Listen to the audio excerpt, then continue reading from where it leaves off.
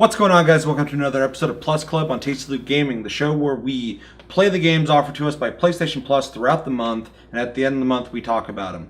Hopefully, you had a chance to play the games this month.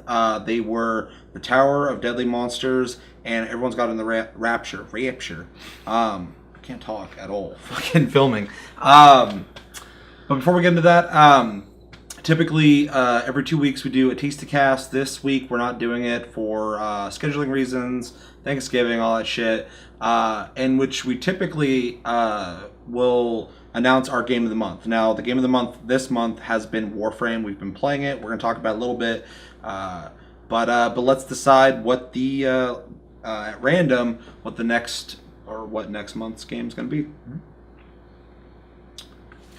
Pick a random number between 1 and 24. That would be 21.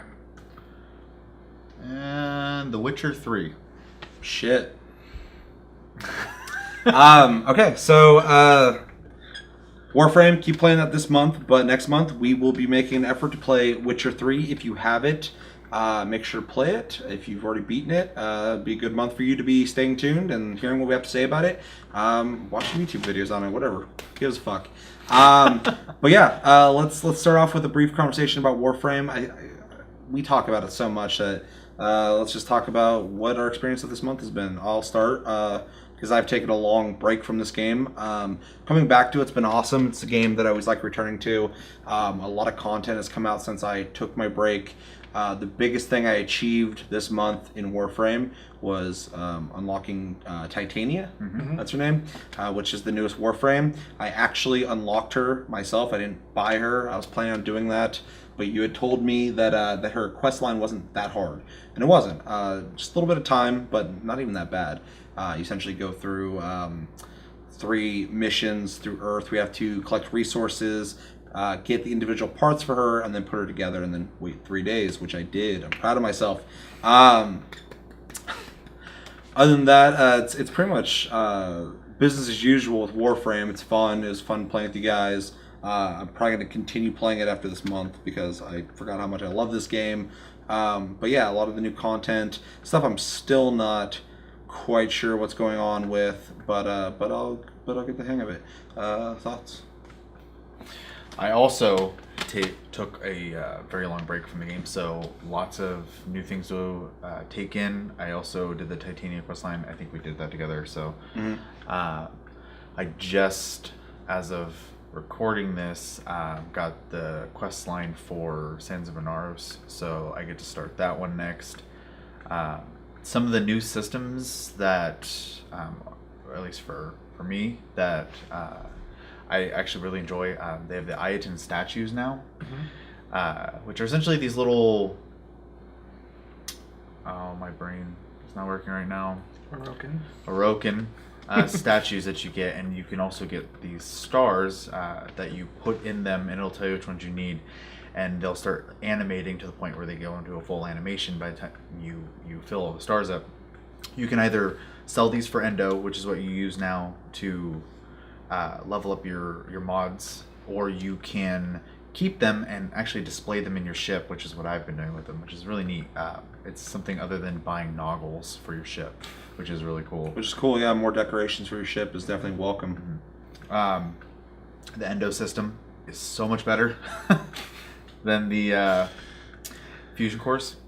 Very welcome. I also like that they give you a nice shortcut where you can literally pick which rank, and it'll tell you how much endo, how much money, and you can just save up and knock out the mod in one turn instead of figuring out how many fusion cores you need and doing the math on the credits and whatnot. So that's a welcome change. The relic system was a little confusing at first, but I do like it. It also allows them to expand the drop tables a lot better than the previous void system, so that's also a welcome change, though getting used to that system is a little bit of a headache, especially if you've been gone from the game for a while.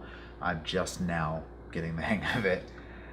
Other than that, the game is just like I remember it. It's still a lot of fun, and with all the new additions, I am looking forward to continue playing it. So one thing I noticed too that's been added and emphasized more than before is finding resources. There's the it's almost like mining in an MMO now. There's actually like what's the word for that? Nodes.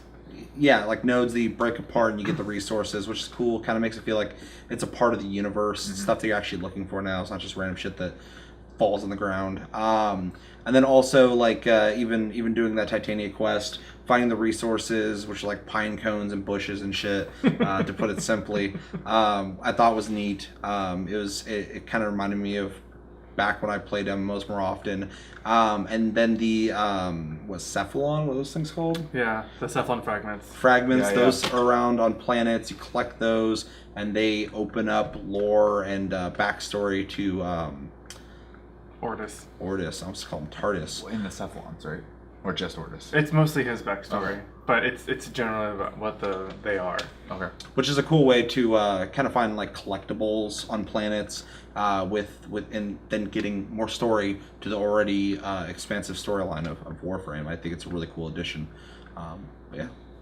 I've been playing it consistently for a while now, so it's all pretty relative to me. You've gotten to just take it in as it's come out. Yeah, for the most part. Other than we all took a big break for a while, and I came back like a couple months before everybody else did to it, so I was more acclimated to everything. But it's still great. It's all a little Good for us. Yeah. I help out when I can. Help us take those baby steps. It's mostly just like a lot of like quality of life changes that I've noticed. Big time. So like drops now, like resource drops have their own little light marker like ammo did. It's just more prevalent. It's easier to find them, easier to see them. The marking system is really nice now because if you mark like neural sensors, they show up as it says neural sensors and it shows an icon of what it is too. So it's a lot more easier to tell what you're going Instead after. of it just saying player 1. Yeah. Yeah. Or waypoint 1 or whatever. It's way more specific. It's nice. And notice the quality of life thing. Actually, my favorite quality of life change is if you pick up a mod you have not picked up before, it'll actually say new on it now. Yep. Yeah. So if you're farming mods, that makes that a lot easier.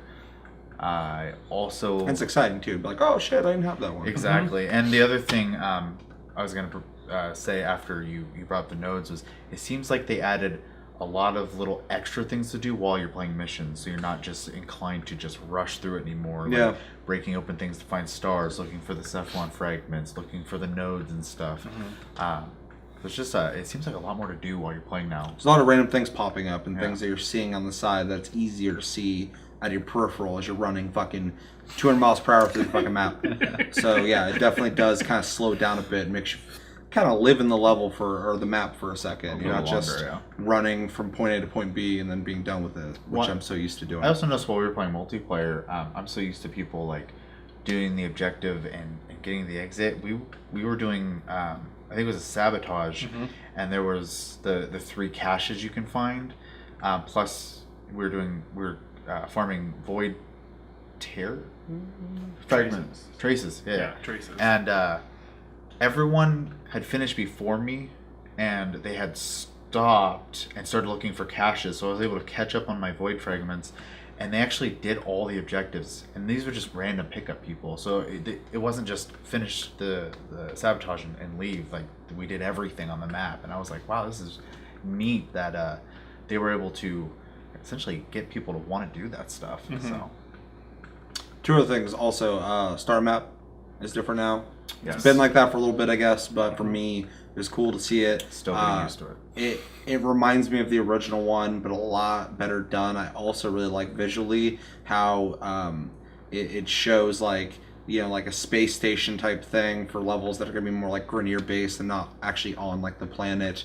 Kind of gives you a sense of the universe existing and having locations versus what used to be kind of like the 2 map sets that just kind of existed. Pretty neat. And then the the fucking sports game, Lunario. I hopped into it, couldn't find a game to play, which kind of sucks. That's disappointing. Hopefully they make it a little more intriguing for people to want to try. But running around by myself with that fucking ball, it was neat. I'd like to see this blow up. I mean, this is a game that is definitely co-op centric, and they're smart about that. Unlike Bungie with Destiny, putting emphasis on the PvP so hard in a game that people bought for co-op.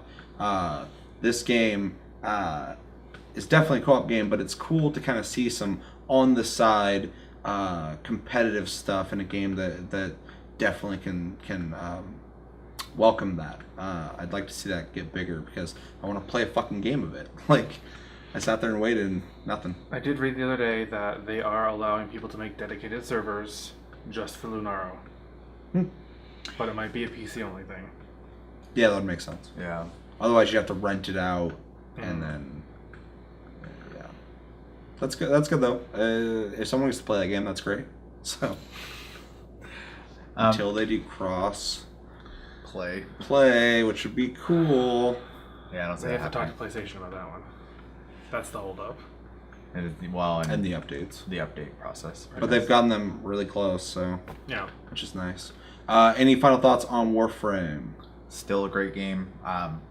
Just as fun as ever to play. I definitely think it's one of those games that you start feeling a little burnt out. Don't feel bad taking a break. I mean, we didn't play for months. Yeah. And then we came back to it, and it feels fresh again. So, Yep. Not saying people shouldn't play the game, but like don't feel bad about taking a break from it. We're don't not burn paying yourself monthly out. either, which is great. Yeah. Like back in the day, if you're paying for an MMO and then you take a break from it, you're kind of just wasting money. Well, you're supporting the game, but you're not getting your money's worth. Whereas in this, it's free to play. Come back, maybe spend some money, let them know that you're enjoying the game. But yeah, definitely easy to come back to. Real quick, what are you guys' thoughts on Witcher 3 being the next game? I bought it and I barely played it, so it'll be nice to have a reason to actually like sit down and play it. So I played for hours. I fucking love it. It was my game of the year last year. We'll be doing game of the year this year as well, so make sure to keep an eye out for that coming up soon. But yeah, really fucking cool game. There's so many games that come out constantly. That was my biggest problem with me continuing it, and then I tried to hop back into it and I just felt really lost. So maybe I'll restart. I don't know. But I'm excited to have a reason to pick it up and play it again because it is a stellar, fantastic game. I don't own it, so We're gonna figure that out. yeah. But yeah, let's do what we came here to do. Talk about the two games that came out on PlayStation Plus. Let's talk about the Deadly Tower of Monsters first. Think that the deadly me forgetting the name of games on Plus Club constantly game. I feel like I played this game the least amount out of all three of us from what I've gathered, so I'm going to talk about my impressions real quick. Okay. Where do I begin? It's for people who didn't play it or don't know it.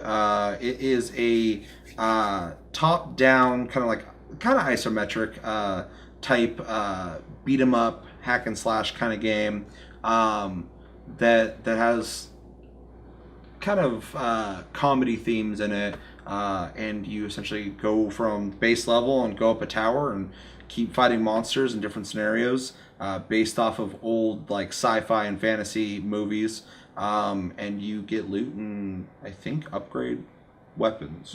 I was gonna say there's skills, but I don't think there is. No, just weapons. Yeah, so I played it. I think it's neat. My biggest problem with this, obviously, because I sound like I'm hesitating a bit, is I appreciate everything about this game, but I was just bored playing it, which sounds kind of fucked up. And it's been a while since I've actually had a game on Plus Club that I can say something that's not completely positive. I think the comedy's good. I think it's super self-aware, which it's supposed to be. I like the visual aesthetic. I like how certain enemies are on wires and the director's talking about what's going on. I like how some of the guys are like stop motion animated, even though it looks really weird. Sometimes lag the game out for me. But yeah, I played for about an hour and then I just kind of stopped playing it. I don't know. You guys talk about it. I played for just shy of 3 hours. And according to Chris, I am a little over halfway done with the storyline part of the game. I also am a little hesitant about this game, but I'm not don't think it's a bad game. It's definitely a fun game. The comedy is fun, especially if you've watched old sci-fi movies or Just the really bad alien models and weird like space robot dudes and shit. Just listening to I think the commentary is what makes the game fun, because the gameplay is pretty mediocre, and then just climbing constantly. Plus, like, there's this thing where you can walk up to the edge of the tower and you can aim down and shoot things coming up. And I'm like, yeah, I get it. I get why, you're going up a tower, there's things coming up, whatever. But it felt like it didn't really need to be there. It felt like almost like a gimmick, a weird shtick that I feel like the game didn't gain or lose anything from it. And I'm questioning why it existed. I think it slows down gameplay, absolutely. Yeah, it's just... It's similar to like a horde mode in like you're playing Left 4 Dead, all of a sudden like the horde's coming, so you got to bunker down. Except for it's not as enthralling. It's not as exciting. Yeah, it's kind of. I'm with you. Except for I think that it just shouldn't have been a game at all. I think the game would flow better without it. I do like that at any point in time, as long as you've unlocked it, you can teleport around, which is welcome, especially because the game does make you backtrack a little bit from time to time. And especially if you're a collectible junkie, the teleporting is fucking necessary. It has some neat systems to it, like the free falling and then being able to teleport back type thing to do some of the collectible stuff, or even just to get down quicker if you don't necessarily want to teleport. I think visually this game's very cool looking, especially because of the theme. That's a cool aesthetic for sure. The voice acting is really good, and the commentary, like I said, is the best part. I just think the game is not necessarily that fun to play, which is half of the reason to play the damn thing. So, yeah, it feels like your average kind of like top-down indie game that comes out, and the only thing that really differentiates it, the only thing that they had going for it, was the visual style of it being a movie set and the commentary on it. That's the most interesting aspect of the game. But the gameplay is about as basic as you can really get with a game like this. So, Chris, I actually beat the game in about 3 hours. It's not bad. Yeah. Bite size. I actually enjoyed the game. Once I started playing it, I couldn't stop playing it. I just Really? wanted to keep going. Yeah. And I wasn't like the gameplay itself is not like you guys said, it's amazing. But I like the concept of the game is like basically your character is you're watching the movie and you're controlling the character as a pre-recorded technically event, and there's two narrators, and one of them is the original director of the movie, and one of them is someone interviewing them about the movie and the production of it, and basically it's a cheesy B film. Yeah. And I thought it was funny because there's a lot of nods to other films and TV shows and things like that. Like they directly steal like characters from other things, and like the narrator who's interviewing kind of like brings it up, and he's like, I don't know what you're talking about. This is no, this is totally different. This is mine. But I really enjoyed it. I see the one thing I can see with the looking down thing is I'm a collectible whore, so like I would look down periodically to see there's these rings in the sky that you have to jump through, so I would like plot where I was going by looking down into it so I could make that jump better. Well, there's targets too that you could shoot. Which I noticed. And those basically all those are for is giving you points to level up your character, because you can put like stat boosts. That's what you get. So that's what all those little like mini objectives are for. And I found some weird little things, like there's a ghost ship that has a monkey captain on it, and it's just like, oh, you found me, I have no crew, because they're all dead. And one of them, I found this little island had a crab on it, and the director's like, yeah, someone wanted the Loch Ness Monster in our movie, but we didn't put it in because the Loch Ness Monster's real. I enjoyed it. Good deal. And like I said, the commentary is the best part. Yeah. I enjoyed listening to the game for sure. This part was not good for me.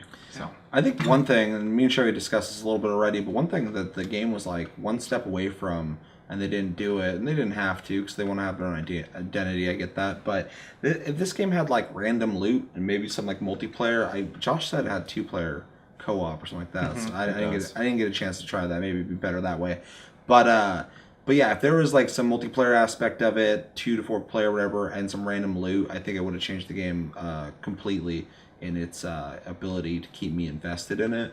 But But I'm also a weird demographic because comedy themed games typically don't do it for me.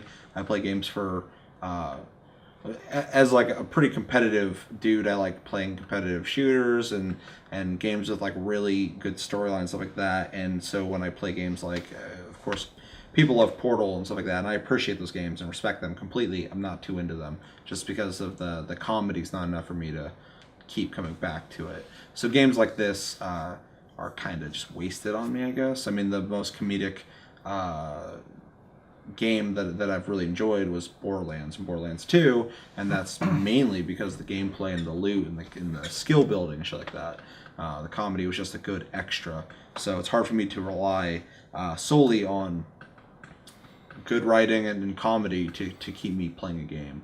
But I know a lot of people are not like that, and I can respect that for sure. The last chapter, I'm just going to spoil it for everybody, so spoiler alert. The last chapter, the fourth one, it's called, what is it? The Aliens Who Bend Reality.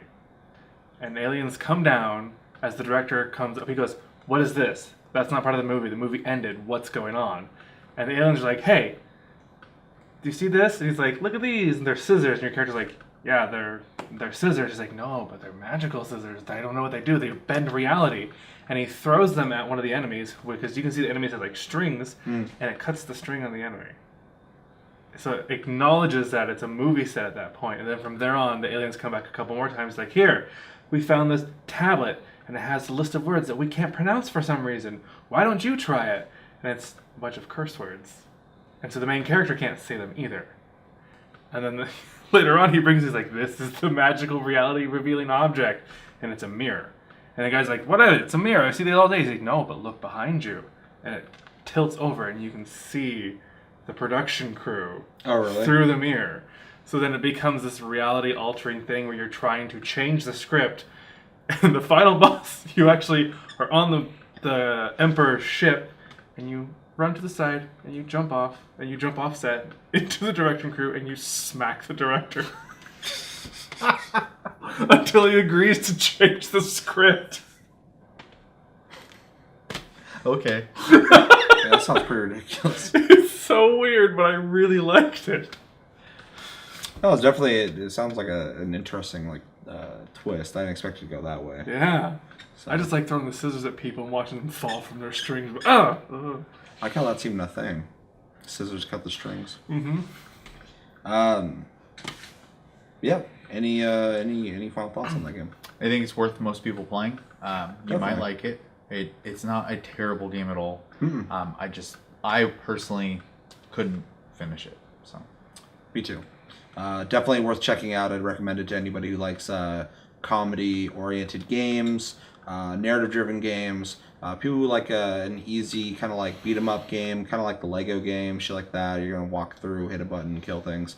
It's got some cool little shoot off the side targets, stuff like that, exploration, stuff like that. Definitely would suggest to people like that, or even people like platformers, for sure. Mm-hmm.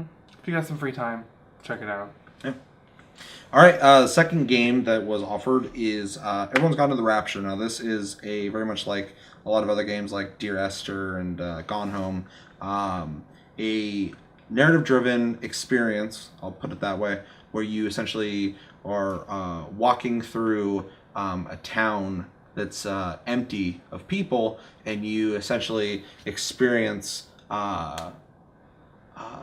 things that happened before everyone disappeared while following this energy orb that kind of guides you through. Sometimes kind of wonky. I walked back and forth a couple times.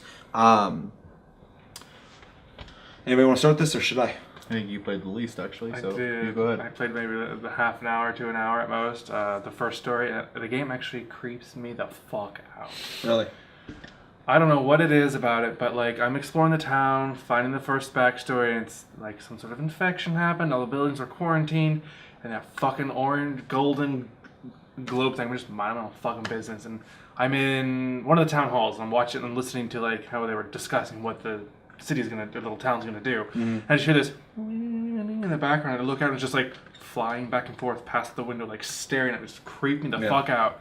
All these weird little noises appear out in every corner. It's just, it just gives me the heebie-jeebies for some reason. There's definitely an eerie element to the game because you're just kind of walking around this like desolate town, Ghost town, yeah. and eventually through the woods. And that's one thing I really enjoyed about this game is it has a lot of varied locations. It's way more than I thought it would offer. Definitely creepy though, especially with that thing just kind of flying around. It's like your one companion, and what the fuck is it? I don't even think it's a companion. I don't like it. It seems it's dark. It's dark energy. It has amazing atmosphere. Yeah. I would love to say that. First off, I sat there for a minute waiting for the game to load, not realizing the game had already loaded. I was just like, oh, look at this scenery. Let's go. Oh, I'm in control. Yeah. It's gorgeous. I'm lucky Absolutely because gorgeous. while I was watching that cinematic, and I also thought it was the same thing, I'm sitting there just playing with the joysticks while watching it. So my guy's just like, I'm like, oh, okay. And I started going. So I didn't fall for that. I think that's one of the biggest strengths of this game, though. I actually played quite a bit for a couple hours. I didn't beat it for kind of shitty reasons, but I'll get into that. But the atmosphere is amazing. This game is off the Crytek engine, I believe, and it really fucking shows. This game, I mean, I went into like one of the first buildings, and there was like 3 different types of windows in the building. I was like looking through it and shit. I'm like, whoa, it's crazy looking. The lighting's really cool. A lot of times when events happen, you go from day to night, and it just is seamless and really just beautiful the way they do it. The stars are really bright. Oh God, it's so pretty. And the voice acting is great. You really get a sense of like dread, sadness, and all these stories, and this like impending doom that was coming to these people. You really get a sense for that when you play through the stories. My favorite thing about this fucking game, though, outside of just the visual aesthetic, though, is the soundtrack. The soundtrack is fucking gorgeous.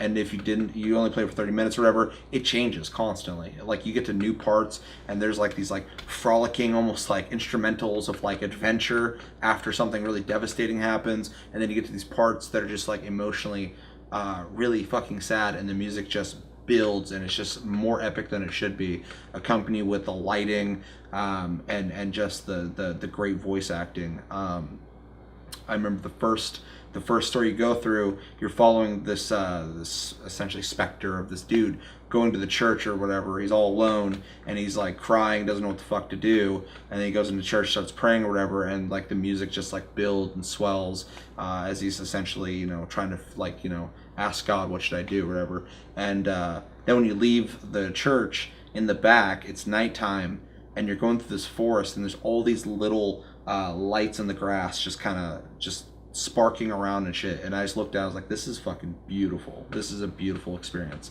Then you go into other places after you go through the forest. You go through farms and all these different really crazy locations. And on a technical level, there's something that I saw that I appreciate as someone who likes to look at what engines can offer. There's a part where it was raining, it's pouring, the water looked great on the ground or whatever, and then the sun started kind of coming through the clouds while it's still kind of misting, not quite raining or whatever, and you could see the light of the sun going through the mist in the air between the trees and the branches, and it looked amazing. I've never seen that in a game ever, which is really weird. Sorry, like that's just a random thing, but like I was just like that looks so fucking good. The attention to detail was amazing to me. Mm-hmm. I mean, there's this one house I found in the first town. There's a beehive in the back, a beekeeper hive in the background. I was like, they might just have buzzing noises. No, I went in there.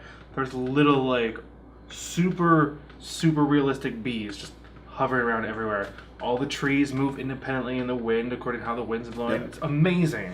Yeah, I was like, just the biggest thing for me, I was like just looking around like all the details. Like they really fucking worked on like this empty town that doesn't even feel, it feels empty because there's not people there or whatever, but like it doesn't feel empty in the sense of like this kind of slapped a town in and then relied on the story.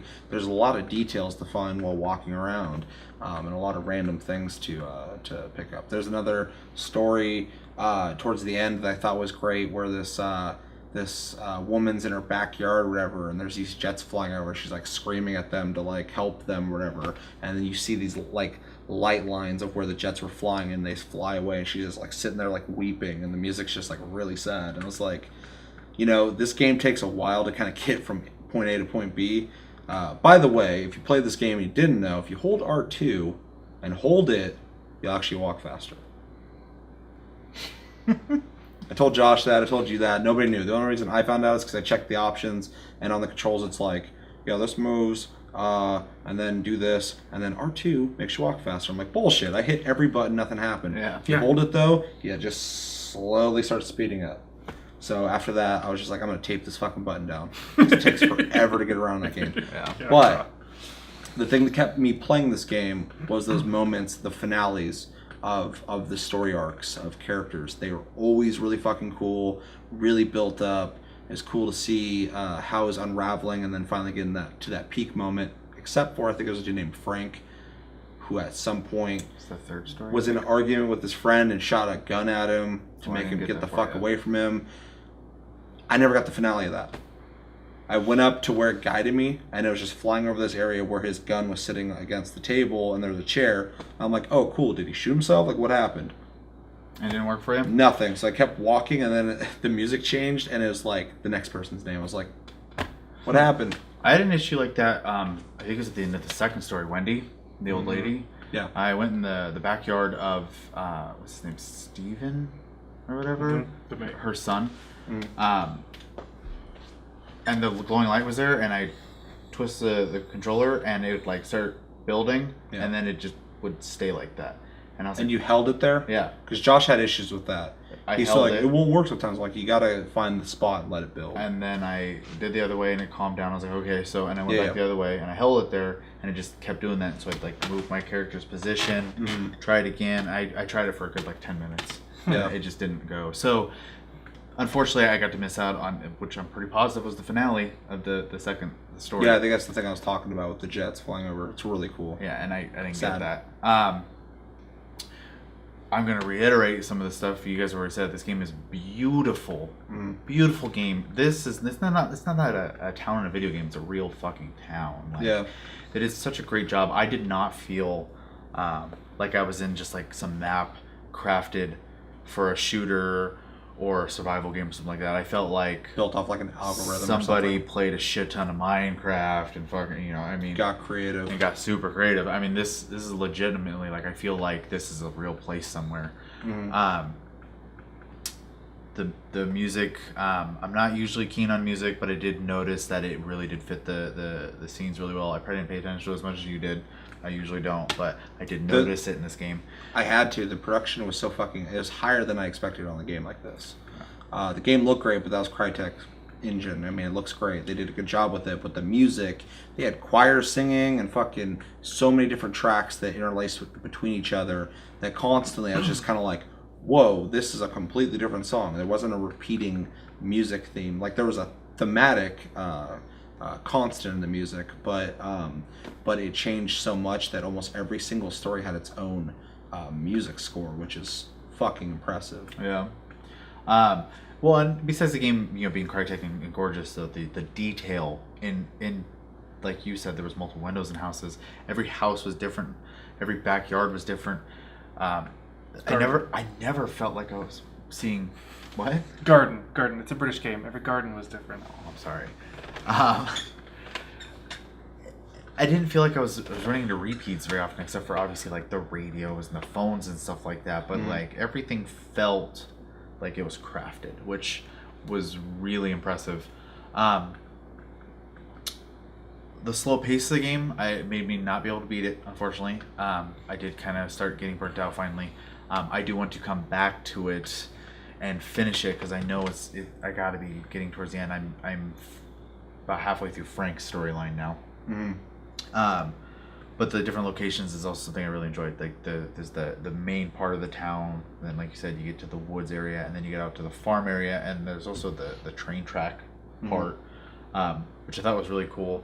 One of the most memorable parts for me was in the first town. You go into this house, and the specters or whatever show up, and there's the lady on the couch, and she's like in someone else's house, and the guy comes home and he's like, "What are you doing here?" And he's like, "I didn't think you'd mind, blah, blah, blah." Me, my husband and the kids, we were just really tired, and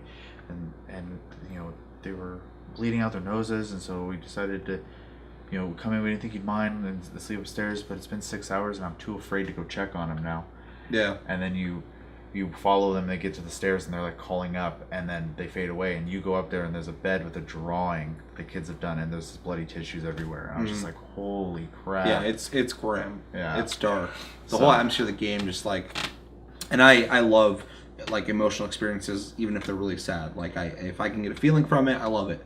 And that game constantly, I just had like this constant sense of dread, and just it was just awful in the best way possible, because like I was just like, they really conveyed that feeling of like devastation, like people at like the end of the rope or whatever, not knowing what to do, feeling hopeless. You get further in the game, and you listen to a phone call that this military dude had, where this guy's like, you were trained for this. You need to tell the people that they can't get on the train or whatever. They need to stay tight or stick tight, and just wait it out for a couple days. We'll fix it soon. Blah blah blah. I have all the faith in you, or whatever. So you even hear from the perspective of somebody who still lives in this town, still has to deal with it, but is supposed to try and keep order with the situation, because that's his job. I don't know. Just the whole game had a I don't know. The game's great. My problems though is the in between.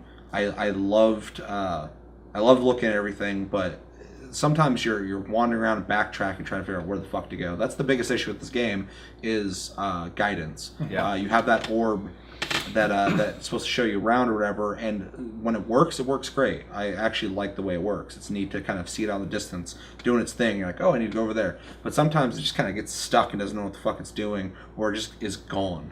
Yeah. And you're just like, where are you? Where the fuck did you go? And I noticed if you do this, sometimes it would come back.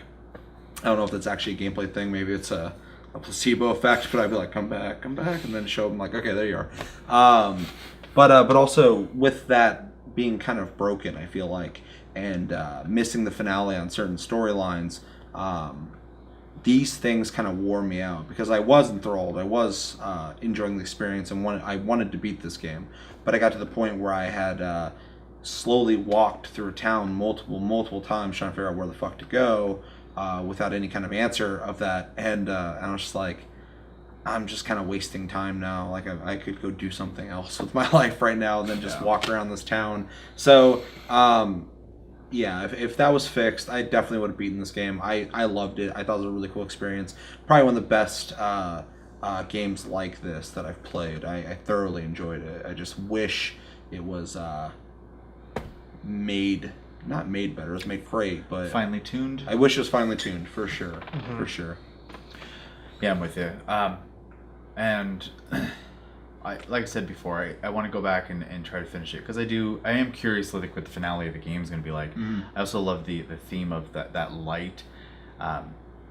Started off as like something that was in one place, and it keeps going to other things, and eventually you hear the main gal, who just stays in the observatory the whole time, talking about how it's the doctor. The doctor, you go to his car and he's got a recording. He's talking about how he's checking out his blood clots, and they're getting darker. But you notice under a magnifying glass, he sees shining little bits of light in there too. So that light is like constantly a theme too, which I think is great. So I don't trust it. And later in the game, there's the orb, and then there's a second one, a little small one. I don't know if you got that far. No. There's two orbs, so I was like, but one was smaller than the other one, and it would follow the bigger one. So that's as far as I got. And I was trying to figure out where that was going, but then it stopped showing me where to go, and I just kind of wandered around aimlessly, which kind of sucked. Final thoughts? It's probably the only narrative-driven game that I've actually really enjoyed, even though I've only played a little bit of it, and it terrified me. It's very Get something out of it. gripping. Yeah. So if you're looking for a narrative-driven game or trying one, I think this is the one you should try. Definitely, unless you don't like sad stuff. Like if you don't want to feel bad, don't play it. But it's definitely got a good thing going on with it. I would suggest it to anybody who likes games like Dear Esther and Gone Home and Firewatch, anything that you just kind of want to relax and kind of experience something. There's no skill involved here unless you're trying to track down where the fuck to go. If you can do that, then you're gonna feel right at home with this game. But other than that, you just kind of press forward and experience it, look at things, and it's a really cool experience. I definitely suggest it to anybody. If you got it on PlayStation Plus for free, check it out. It's definitely worth it. Anything? else. I was just gonna essentially say everything you just said about recommendations. I'm with you on. If you're looking for a game to shoot people in, this is not it. So if you're looking for, if you need something quick to do, Yeah. don't play this game. this is definitely something you have to sit down and pay attention to. But it's also not super long. You can knock this out in 1 to 2 evenings. So Definitely. So yeah, let us know in the comments. Did you play this game? Did you play the other game? Do either of them sound interesting? If you didn't, do they sound awful? Let me know. Let us know. But that's going to do it for this episode of Plus Club on Tasty Loot Gaming. As always, thank you for watching. Make sure to like, subscribe if you enjoyed this episode. Make sure to check out other episodes. Check us out on Tumblr and Twitter, Tasty Loot Gaming. Check us out on Twitch, Sleep Division. And yeah, my name's Seth. I'm Chevy. And I'm Chris. And have a great weekend, guys, and take it easy.